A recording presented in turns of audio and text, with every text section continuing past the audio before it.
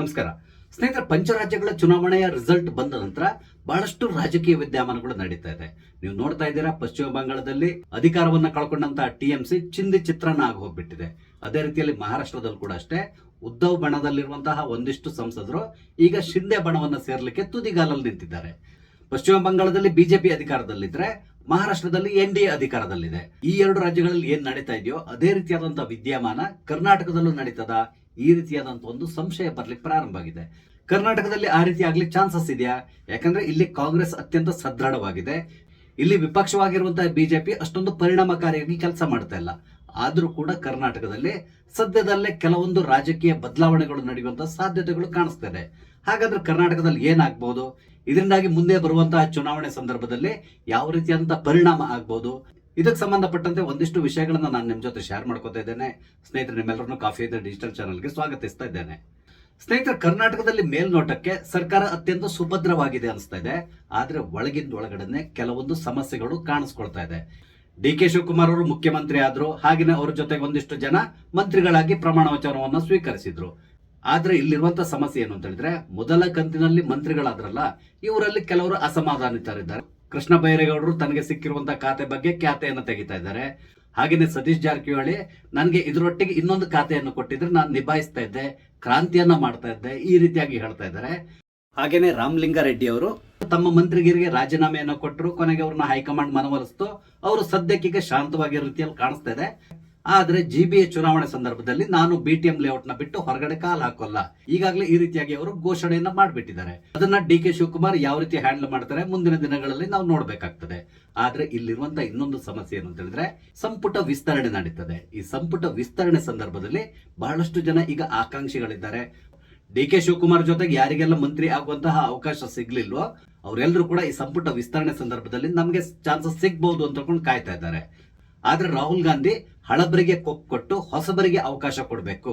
ಹಳಬರನ್ನೇ ಎಷ್ಟು ಬಾರಿ ನಾವು ಮಂತ್ರಿಗಳನ್ನಾಗಿ ಮಾಡೋದು, ಉಳಿದಂತ ಹೊಸಬರು ಅಥವಾ ಯುವಕರಿಗೆ ನಾವು ಒಂದು ಚಾನ್ಸ್ ಅನ್ನು ಕೊಡಬೇಕು. ಯಾಕಂದ್ರೆ ಇನ್ನು ಉಳಿದಿರೋದು 2 ವರ್ಷ. ಈ 2 ವರ್ಷದಲ್ಲಿ ಅವರ ಕಾರ್ಯಕ್ಷಮತೆ ಹೇಗಿರ್ತದೆ ಅಂತ ನಾವು ನೋಡ್ಬೇಕು. ಹಾಗೆ ಹಿರಿಯರನ್ನ ಪಕ್ಷದ ಕೆಲಸಗಳಿಗೆ ಉಪಯೋಗಿಸ್ಕೋಬೇಕು. ಆ ಮೂಲಕ ಮುಂದಿನ ಚುನಾವಣೆಯಲ್ಲಿ ಪುನಃ ನಾವು ಗೆದ್ದು ಅಧಿಕಾರಕ್ಕೆ ಏರಬೇಕು, ಈ ರೀತಿಯಾಗಿ ಯೋಚನೆ ಮಾಡ್ತಾ ಇದ್ದಾರೆ. ಆದ್ರಿಂದ ಹಲವಾರು ಹಿರಿಯರಿಗೆ ಈಗಾಗಲೇ ಸೂಚನೆ ಸಿಕ್ಬಿಟ್ಟಿದೆ, ನಮ್ಮನ್ನ ಮಂತ್ರಿ ಮಾಡೋದಿಲ್ಲ ಅಂತೇಳಿ. ಆದ್ರಿಂದ ಅವರು ಒಳಗಡೆ ಕುದೀತಾ ಇದ್ದಾರೆ. ತಾವು ನೇರವಾಗಿ ಏನನ್ನೂ ಹೇಳಲಿಕ್ಕೆ ಆಗ್ತಾ ಇಲ್ಲ, ಏನನ್ನೂ ಮಾಡ್ಲಿಕ್ಕೆ ಆಗ್ತಾ ಇಲ್ಲ. ಹಾಗಾಗಿ ತಮ್ಮ ಹಿಂಬಾಲಕರನ್ನ ರಸ್ತೆಗೆ ಇಳಿಸಿದ್ದಾರೆ. ನಿಮ್ಗೆ ಗೊತ್ತಿದೆ, ಕೆಲವರು ಯಾವ ರೀತಿಯಾದಂತಹ ಒತ್ತಡವನ್ನು ಹೇರ್ತಾ ಇದ್ದಾರೆ. ಹಾಗೇನೆ ಅವ್ರ ಪರವಾಗಿ ಕೆಲವು ಈ ಸ್ವಾಮೀಜಿಗಳು ಅನ್ಸ್ಕೊಂಡವ್ರು ಇದ್ದಾರಲ್ಲ, ಅವರು ಕೂಡ ರಸ್ತೆಗೆ ಇಳಿದು ಭಾಷಣವನ್ನ ಮಾಡಲಿ ಶುರು ಮಾಡಿದ್ದಾರೆ. ಇದೆಲ್ಲವೂ ನೀವು ಗಮನಿಸಿದ್ದೀರಾ. ಇಲ್ಲಿ ನಾವು ಗಮನಿಸಬಹುದಾದಂತಹ ಅಂಶ ಏನು ಅಂತ ಹೇಳಿದ್ರೆ, ಒಮ್ಮೆ ಸಂಪುಟ ವಿಸ್ತರಣೆ ಆಯ್ತು ಅಂತ ಹೇಳಿದ್ರೆ ಈ ಅಸಮಾಧಾನಿತರ ಸಂಖ್ಯೆ ಜಾಸ್ತಿ ಆಗ್ತಾ ಹೋಗ್ತದೆ. ಹಾಗೇನೆ ಒಳಗಡೆ ಬಂಡಾಯ ಸಾರುವಂತ ಸಾಧ್ಯತೆಗಳು ಕೂಡ ಇದೆ. ಅದಲ್ಲದೆ ಕರ್ನಾಟಕದಲ್ಲಿ ಆಲ್ರೆಡಿ ಸಿದ್ದು ಬಣ ಮತ್ತು ಡಿ ಕೆ ಬಣ ಅಂತ ಹೇಳ್ಕೊಂಡಿದೆ. ಆದ್ರಿಂದ ಈ ಬಣ ರಾಜಕೀಯ ಅನ್ನೋದು ಭುಗಿಲೇಳುವಂತ ಸಾಧ್ಯತೆ ಇದೆ. ಅದರಿಂದಾಗಿ ಮುಂದಿನ ದಿನಗಳಲ್ಲಿ ಡಿ ಕೆ ಶಿವಕುಮಾರ್ ಅವರಿಗೆ ಬಹಳಷ್ಟು ಸಮಸ್ಯೆಗಳು ಎದುರಾಗಬಹುದು. ಇದ್ರ ನಡುವೆ ಕಾಂಗ್ರೆಸ್ನಿಂದ ಕೆಲವರು ಹೊರ ನಡೀಲಿಕ್ಕೂ ಕೂಡ ತಯಾರಿಯನ್ನು ನಡೆಸ್ಕೊಳ್ತಾ ಇದ್ದಾರೆ. ಈ ರೀತಿಯಂತ ಸುದ್ದಿ ಕೂಡ ಬರ್ತಾ ಇದೆ. ಹಾಗಾದ್ರೆ ಇಷ್ಟೊಂದು ಸುಭದ್ರವಾಗಿರುವಂತಹ ಕಾಂಗ್ರೆಸ್ ಪಕ್ಷದಿಂದ ಯಾಕೆ ಹೊರ ಹೋಗ್ತಾ ಇದ್ದಾರೆ? ಯಾರು ಆ ರೀತಿಯಾದಂತಹ ನಿರ್ಧಾರವನ್ನು ತಗೊಳ್ತಾ ಇದ್ದಾರೆ? ಈ ರೀತಿ ನೀವೇನಾದ್ರು ಪ್ರಶ್ನೆ ಕೇಳಿದ್ರೆ ಅದಕ್ಕೆ ಉತ್ತರ ಒಂದು KN ರಾಜಣ್ಣ, ಇನ್ನೊಂದು ಜಮೀರ್ ಅಹ್ಮದ್ ಖಾನ್. ಇವರಿಬ್ರು ಕೂಡ ಕಾಂಗ್ರೆಸ್ ಪಕ್ಷದಿಂದ ಹೊರ ನಡೀಲಿಕ್ಕೆ ತಯಾರಿಯನ್ನ ನಡೆಸ್ಕೊಳ್ತಾ ಇದ್ದಾರೆ. ಈ ರೀತಿಯಂತ ಸುದ್ದಿ ಬರ್ತಾ ಇದೆ. ಹಾಗಾದ್ರೆ ಇವ್ರು ಹೊರಗೆ ಹೋಗ್ಲಿಕ್ಕೆ ಕಾರಣ ಏನು? ನಿಮ್ಗೆ ತುಂಬಾ ಚೆನ್ನಾಗಿ ಗೊತ್ತಿದೆ. KN ರಾಜಣ್ಣ ಮತ್ತು ಡಿ ಕೆ ಶಿವಕುಮಾರ್ ಅವ್ರ ನಡುವೆ ಅಂತಹ ಉತ್ತಮ ಸಂಬಂಧ ಇಲ್ಲ. ಹೊರಗಿಂದ ನೋಡ್ಲಿಕ್ಕೆ ಎಲ್ಲದೂ ಚೆನ್ನಾಗಿದೆ, ಆದ್ರೆ ಒಳಗಡೆ ಏನ್ ನಡೀತಾ ಇದೆ ಅನ್ನೋದು ನಿಮ್ಗೆ ಗೊತ್ತಿದೆ. ಈ ಹಿಂದೆ KN ರಾಜಣ್ಣ ಅವ್ರನ್ನ ಪಕ್ಷದಿಂದ ಉಚ್ಚಾಟನೆ ಮಾಡ್ಲಿಕ್ಕೆ ಪ್ರಮುಖ ಕಾರಣ ಡಿ ಕೆ ಶಿವಕುಮಾರ್ ಅಂತ ಹೇಳ್ತಾ ಇದ್ದಾರೆ. ಡಿ ಕೆ ಶಿವಕುಮಾರ್ ಮೊದಲಿಂದನೂ ಕೂಡ ರಾಜಣ್ಣ ಅವರ ವಿರುದ್ಧವಾಗಿ ಹೈಕಮಾಂಡ್ಗೆ ಬಹಳಷ್ಟು ಕಂಪ್ಲೇಂಟ್ ಗಳನ್ನ ಮಾಡಿದ್ರು. ಹಾಗಾಗಿ ಹೈಕಮಾಂಡ್ ಕೂಡ ರಾಜಣ್ಣ ಅವರ ಮೇಲೆ ಒಂದು ಕಣ್ಣಿಟ್ಟಿತ್ತು. ಹಾಗೇನೆ ರಾಜಣ್ಣ ಕೊಟ್ಟಂತ ಒಂದು ಹೇಳಿಕೆ, ಈ ಮತ ಚೋರಿ ವಿಷಯಕ್ಕೆ ಸಂಬಂಧಪಟ್ಟಂತೆ ಒಂದು ಹೇಳಿಕೆಯನ್ನ ಕೊಟ್ರಲ್ಲ, ಆ ಹೇಳಿಕೆಯನ್ನ ಅತ್ಯಂತ ಸೀರಿಯಸ್ ಆಗಿ ಹೈಕಮಾಂಡ್ ತಗೊಂಡು ಅವ್ರನ್ನ ತಕ್ಷಣ ಸಂಪುಟದಿಂದ ವಜಾ ಮಾಡಿದ್ರು. ಇದು ಗೊತ್ತಿರುವಂತಹ ವಿಷಯ. ಯಾವಾಗ ಈ ರೀತಿ ನಡೀತೋ ಆ ದಿನದಿಂದ ರಾಜಣ್ಣ ಅವರು ಡಿ ಕೆ ಶಿವಕುಮಾರ್ ಅವರ ವಿರುದ್ಧವಾಗಿ ತಿರುಗಿ ಬಿದ್ದಿದ್ದಾರೆ. ಹೇಳಿಕೆಯಲ್ಲಿ ರಾಜಣ್ಣ ಹಿಂದುಳಿದ ವರ್ಗದಿಂದ ಬಂದವರು. ಹಾಗೇನೆ ಸಿದ್ದರಾಮಯ್ಯನವರಿಗೆ ಅತ್ಯಂತ ಆತ್ಮೀಯರಾಗಿರುವಂತಹ ನಾಯಕ.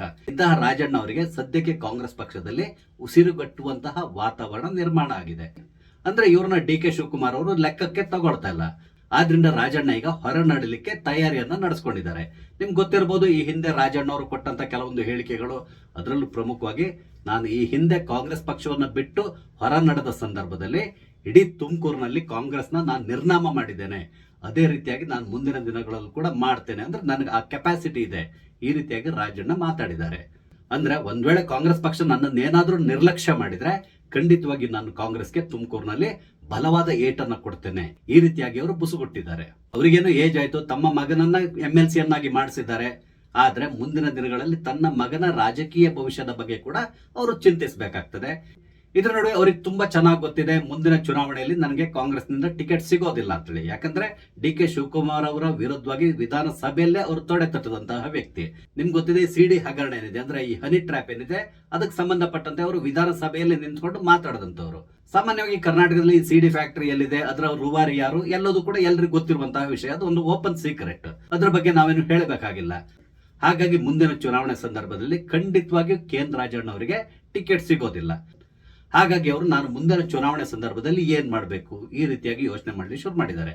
ನಿಮ್ಗೆ ಇನ್ನೊಂದು ವಿಷಯ ಗೊತ್ತಿರಬಹುದು, KN ರಾಜಣ್ಣ ಅವರ ಮಗ ರಾಜೇಂದ್ರ ರಾಜಣ್ಣ ಈ ಹಿಂದೆ ಅಮಿತ್ ಶಾ ಅವ್ರನ್ನ ಕೂಡ ಒಮ್ಮೆ ಭೇಟಿ ಮಾಡಿ ಬಂದಿದ್ರು. ಆ ಸಂದರ್ಭದಲ್ಲಿ ಎಲ್ಲಾ ಕಡೆ ಹರಿದಾಡ್ತಾ ಇದ್ದಂತ ಸುದ್ದಿ ಏನು ಅಂತ ಹೇಳಿದ್ರೆ, ಅಪ್ಪ ಮಗ ಇಬ್ರು ಕೂಡ BJP ಸೇರ್ತಾರೆ ಅಂತೇಳಿ. ಆದ್ರೆ ಆ ರೀತಿ ಏನು ನಡೆದಿಲ್ಲ. ಈಗ ಬರ್ತಾರಂತ ಸುದ್ದಿ ಏನು ಅಂತ ಹೇಳಿದ್ರೆ, KN ರಾಜಣ್ಣ ಅವರು ಸದ್ಯದಲ್ಲೇ ಪಕ್ಷವನ್ನು ಬಿಡ್ತಾರೆ, ಆದ್ರೆ ಅವರು BJP ಸೇರ್ತಾರೆ ಕೇಳಿದ್ರೆ ಖಂಡಿತವಾಗಿ BJP ಸೇರ್ತಾ ಇಲ್ಲ. BJP ಅವರಿಗೆ ಕೆಲವೊಂದು ಸಜೆಷನ್ ಕೊಟ್ಟಿದ್ದಾರೆ, ನೀವು BJP ಬರೋದು ಬೇಡ, JDS ಕಡೆ ಹೋಗಿ ಅಂತೇಳಿ. ಈ ರೀತಿ ಹೇಳಲಿಕ್ಕೂ ಕೂಡ ಒಂದು ಕಾರಣ ಇದೆ. ಅದೇನು ಅಂತ ಹೇಳಿದ್ರೆ, ಮುಂದಿನ ಚುನಾವಣೆಯಲ್ಲಿ ತುಮಕೂರಿನಲ್ಲಿ ಕಾಂಗ್ರೆಸ್ನ ಸೋಲ್ಸ್ಬೇಕು ಅಂತ ಹೇಳಿದ್ರೆ ರಾಜಣ್ಣ ಅವರ ಸಪೋರ್ಟ್ ಬೇಕಾಗ್ತದೆ. ಹಾಗೇನೆ BJPಗಿಂತಲೂ ತುಮಕೂರು ಭಾಗದಲ್ಲಿ JDS ಅತ್ಯಂತ ಪ್ರಬಲವಾಗಿದೆ. ಆದ್ರಿಂದ KN ರಾಜಣ್ಣ ಅವ್ರನ್ನ JDSಗೆ ಸೇರಿಸಿಕೊಳ್ಳುವ ಮುಖಾಂತರ ತುಮಕೂರಿನಲ್ಲಿ ಬಲಿಷ್ಠವಾಗ್ಲಿಕ್ಕೆ ಹೊರಟಿದೆ JDS. ಖಂಡಿತವಾಗಿ ಒಂದ್ ವೇಳೆ KN ರಾಜಣ್ಣ ಅವರು JDS ನ ಸೇರಿದ್ರೆ ತುಮಕೂರು ಭಾಗದಲ್ಲಿ ಅವರಿಗೆ ಉತ್ತಮವಾದಂತಹ ಬೆಂಬಲ ಸಿಗ್ತದೆ. ಹೇಳಿ ಕೇಳಿ ಹಿಂದುಳಿದ ವರ್ಗಕ್ಕೆ ಸೇರಿದವರು, ಹಾಗೇನೆ ಸಿದ್ದರಾಮಯ್ಯನವರ ಬಣದಲ್ಲಿ ಗುರುತಿಸಿಕೊಂಡಂತವ್ರು. ಆದ್ರಿಂದ ಸಿದ್ದರಾಮಯ್ಯನವರು ಕೂಡ ಇಂಡೈರೆಕ್ಟ್ ಆಗಿ ಇವ್ರಿಗೆ ಸಪೋರ್ಟ್ ಮಾಡುವಂತ ಸಾಧ್ಯತೆ ಇದೆ. ಇದು ಆಲ್ಮೋಸ್ಟ್ ಫೈನಲ್ ಆಗಿದೆ ಅಂತ ಕೂಡ ಹೇಳ್ತಾ ಇದ್ದಾರೆ. ಇದು KN ರಾಜಣ್ಣ ಅವರ ಕತೆ. ಆದ್ರೆ ಜಮೀರ್ ಅಹಮದ್ ಖಾನ್ ಅವರು ಮುಂದಿನ ದಿನಗಳಲ್ಲಿ ಏನ್ ಮಾಡಬಹುದು? ನಿಮ್ಗೆ ಗೊತ್ತಿದೆ, ಸದ್ಯಕ್ಕೆ ಕರ್ನಾಟಕ ಕಾಂಗ್ರೆಸ್ ನಲ್ಲಿ ಜಮೀರ್ ಅಹಮದ್ ಖಾನ್ ಮೂಲೆ ಗುಂಪಾಗ್ತಾ ಇದ್ದಾರೆ. ಅವ್ರನ್ನ ಯಾರು ಕೂಡ ಈಗ ಮಾತಾಡಿಸ್ತಿಲ್ಲ. ಆ ಪರಿಸ್ಥಿತಿಗೆ ಅವರು ತಲುಪಿದ್ದಾರೆ. ಅವ್ರು ಮಾಡಿರುವಂತ ತಪ್ಪೇನು ಇದೆಲ್ಲ ಗೊತ್ತಿದೆ, ಅದ್ರ ಬಗ್ಗೆ ಪುನಃ ಹೇಳಬೇಕಾಗಿಲ್ಲ. ಇಲ್ಲಿವರೆಗೆ ಸಿದ್ದರಾಮಯ್ಯ ಅವರ ಪರವಾಗಿ ನಿಂತಿದ್ರು, ಆದ್ರೆ ಇತ್ತೀಚಿನ ದಿನಗಳಲ್ಲಿ ಸಿದ್ದರಾಮಯ್ಯ ಕೂಡ ಜಮೀರ್ ಅಹಮದ್ ಖಾನ್ ಅವ್ರನ್ನ ಕೈ ಬಿಟ್ಟ ರೀತಿಯಲ್ಲಿ ಕಾಣಿಸ್ತಾ ಇದೆ. ಆದ್ರಿಂದ ಜಮೀರ್ ಅಹಮದ್ ಖಾನ್ ಅವರಿಗೆ ದಿಕ್ಕು ತೋಚದಂತಹ ಪರಿಸ್ಥಿತಿ ನಿರ್ಮಾಣ ಆಗಿದೆ. ಇಲ್ಲಿವರೆಗೆ ಕರ್ನಾಟಕದಲ್ಲಿ ನಾನೇ ಮುಸ್ಲಿಂ ಮುಖಂಡ ಅಂತ ಬೀಗ್ತಾ ಇದ್ದಂತಹ ಜಮೀರ್ ಅಹಮದ್ ಖಾನ್ ಅವರಿಗೆ ಈಗ ಬಹಳಷ್ಟು ಮುಸ್ಲಿಂ ಮುಖಂಡರು ಅವರ ವಿರುದ್ಧ ತಿರುಗಿ ಬಿದ್ದಿದ್ದಾರೆ. ಹಾಗೇನೆ ಇವರ ಸ್ಥಾನವನ್ನ ಆಕ್ರಮಿಸಿಕೊಳ್ಳಲಿಕ್ಕೆ ಹೊರಟಿದ್ದಾರೆ. ಆದ್ರಿಂದ ಜಮೀರ್ ಅಹಮದ್ ಖಾನ್ ಅವರು ಸ್ಲೋಲಿ ಕಾಂಗ್ರೆಸ್ ನಲ್ಲಿ ಮೂಲೆ ಗುಂಪಾಗ್ತಾ ಇದ್ದಾರೆ. ಇದರ ಸೂಚನೆ ಈಗಾಗಲೇ ಅವರಿಗೆ ಸಿಕ್ಕಿಬಿಟ್ಟಿದೆ. ಹಾಗಾಗಿ ಅವರು ಕೂಡ ಅಷ್ಟೇ ಮುಂದಿನ ಚುನಾವಣೆ ಸಂದರ್ಭದಲ್ಲಿ ತಮ್ಮ ಪಕ್ಷವನ್ನ ಬದಲಿಸಲಿಕ್ಕೆ ತಯಾರಿಯನ್ನ ನಡೆಸ್ಕೊಂಡಿದ್ದಾರೆ. ಕೆಲವರು ಹೇಳ್ತಾರೆ ಅವರದ್ದೇ ಆದಂತಹ ಒಂದು ಪಕ್ಷವನ್ನ ಸ್ಥಾಪನೆ ಮಾಡ್ತಾರೆ ಅಂತೇಳಿ, ಆದ್ರೆ ಅದು ಖಂಡಿತವಾಗಿ ಸಾಧ್ಯ ಇಲ್ಲ. ಯಾಕಂದ್ರೆ ಕರ್ನಾಟಕದಲ್ಲಿ ಬಹಳಷ್ಟು ಜನ ಹೊಸ ಪಕ್ಷವನ್ನ ಸ್ಥಾಪನೆ ಮಾಡಿ ಕೇವಲ ಒಂದೇ ಚುನಾವಣೆಗೆ ಸುಸ್ತಾಗಿ ಪುನಃ ಅವರ ಹಳೆ ಪಕ್ಷ ಯಾವ್ದಿದೆ ಅದನ್ನ ಹುಡ್ಕೊಂಡು ಹೋಗಿ ಸೇರ್ಕೊಂಡಿದ್ದಾರೆ. ಇದೆಲ್ಲವನ್ನು ನೀವು ಗಮನಿಸಿದ್ದೀರಾ. ಆದ್ರಿಂದ ಖಂಡಿತವಾಗಿ ಜಮೀರ್ ಅಹಮದ್ ಖಾನ್ ಆ ತಪ್ಪನ್ನ ಮಾಡೋದಿಲ್ಲ. ಅದಕ್ಕೆ ಬದಲಾಗಿ ಸೇಫ್ ಆಗಿ ನಾನು ಎಲ್ಲಿರ್ಬಹುದು ಆ ಜಾಗವನ್ನು ಹುಡ್ಕೊಂಡವರು ಆ ಪಕ್ಷಕ್ಕೆ ಸೇರುವಂತ ಸಾಧ್ಯತೆಗಳು ಕಾಣಿಸ್ತಾ ಇದೆ. ಸದ್ಯಕ್ಕೆ ಅವರ ಮುಂದೆ ಇರುವಂತ ಆಯ್ಕೆ ಕೇವಲ JDS. ತಮ್ಮ ರಾಜಕೀಯ ಜೀವನವನ್ನ ಪ್ರಾರಂಭ ಮಾಡಿದ್ದೆ ಅವರು JDS ನಿಂದ. ಕುಮಾರಸ್ವಾಮಿ ಮತ್ತು ಜಮೀರ್ ಅಹಮದ್ ಖಾನ್ ಗಳಸ್ಯ ಕಂಠಸ್ಯ ಅಂತ ಹೇಳ್ತಾರೆ.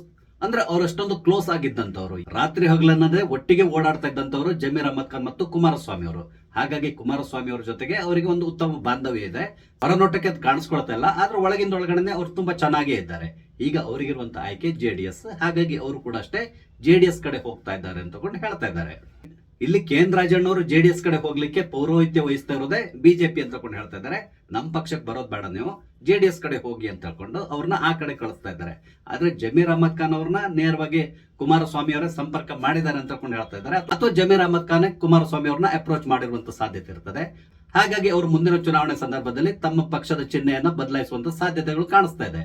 ಇದ್ರ ಜೊತೆ ಇನ್ನು 2 ವರ್ಷ ಮುಗಿಯೋದ್ರೊಳಗಡೆ ಕಾಂಗ್ರೆಸ್ ಪಕ್ಷದಿಂದ ಇನ್ನೊಂದಿಷ್ಟು ಜನರು ಪಕ್ಷವನ್ನು ಬಿಟ್ಟು ಹೊರ ನಡಿಲಿಕ್ಕೆ ತಯಾರಿಯನ್ನ ನಡೆಸ್ಕೊಳ್ತಾ ಇದ್ದಾರೆ.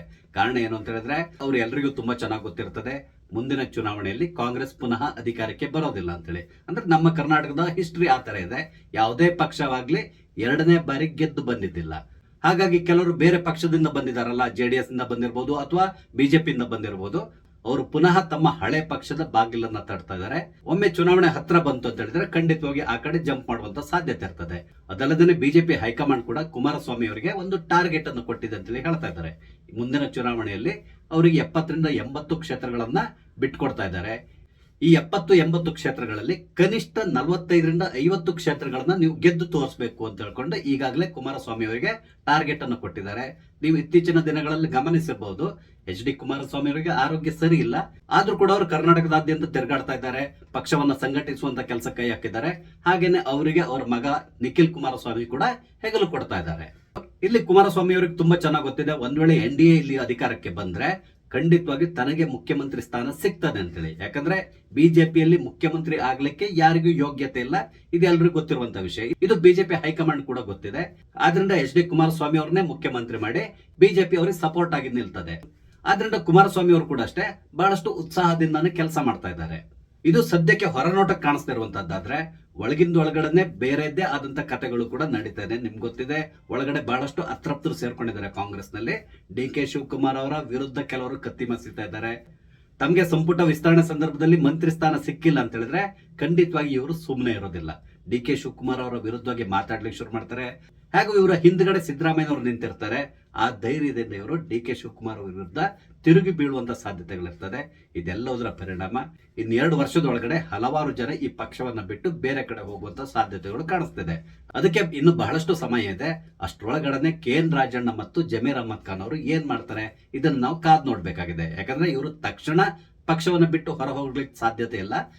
ಆದ್ರೂ ಕೂಡ DK ಶಿವಕುಮಾರ್ ಅವರ ವಿರುದ್ಧವಾಗಿ ಹೇಳಿಕೆಗಳನ್ನ ಕೊಟ್ಟುಕೊಂಡು ಒಂದು ಸ್ಟೇಜ್ ಅನ್ನ ಸೆಟ್ ಮಾಡ್ಲಿಕ್ಕಂತೂ ಖಂಡಿತವಾಗಿ ಪ್ರಯತ್ನಿಸ್ತಾರೆ. ಆ ಮುಖಾಂತರ ತಮ್ಮ ಕಾರ್ಯಕರ್ತರಿಗೆ ಒಂದು ಸೂಚನೆಯನ್ನು ಕೊಡ್ಲಿಕ್ಕೆ ಶುರು ಮಾಡ್ತಾರೆ. ನೋಡಿ, ನಾನು ಈ ಪಕ್ಷದಿಂದ ಹೊರ ಹೋಗ್ಲಿಕ್ಕೆ ತಯಾರಿಯನ್ನು ನಡೆಸಿದ್ದೇವೆ, ನೀವು ಕೂಡ ಮಾನಸಿಕವಾಗಿ ತಯಾರಾಗಿ, ಈ ರೀತಿಯಾಗಿ ಅವರಿಗೊಂದು ಸೂಚನೆಯನ್ನು ಕೊಡುವ ಮುಖಾಂತರ ಎಲ್ಲಾ ರೀತಿಯಾದಂತಹ ವ್ಯವಸ್ಥೆಯನ್ನ ಮಾಡಿಕೊಂಡೆ ಪಕ್ಷದಿಂದ ಹೊರ ಹೋಗ್ತಾರೆ. ಇದಂತೂ ಗ್ಯಾರಂಟಿ ಅನಿಸ್ತದೆ. ಯಾವುದಕ್ಕೂ ನಾವು ಕಾದ್ ನೋಡ್ಬೇಕಾಗಿದೆ. ಸ್ನೇಹಿತರೆ, ಈ ಎಲ್ಲಾ ವಿದ್ಯಮಾನಗಳ ಬಗ್ಗೆ ನಿಮ್ಗೆ ಅನಿಸ್ತದೆ? ನಿಮ್ಮ ಅನಿಸಿಕೆಗಳನ್ನ ದಯವಿಟ್ಟು ಕಮೆಂಟ್ ಮುಖಾಂತರ ತಿಳಿಸಿ. ಹಾಗೇನೆ ಇಲ್ಲಿ ನಾನು ಹಂಚಿಕೊಂಡಂತ ವಿಷಯ ಇಷ್ಟ ಆದ್ರೆ ಲೈಕ್ ಮಾಡಿ, ಶೇರ್ ಮಾಡಿ, ದಯವಿಟ್ಟು ನನ್ನ ಚಾನಲ್ ಸಬ್ಸ್ಕ್ರೈಬ್ ಮಾಡಿ. ನಮಸ್ತೆ, ಜೈ ಹಿಂದ್.